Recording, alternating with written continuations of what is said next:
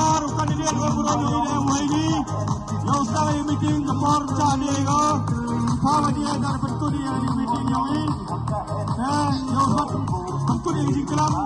yang enak dari sapi dan kandidat ini buat sahabat yang orang Islam yang seperti Islam yang hitam Islam sahabat yang jadi yang mana yang ini yang mencari sahabat yang trong yang itu yang trong Italia yang pi yang pelajar yang meeting sahabat yang long itu pelajar yang meeting ini Syahibet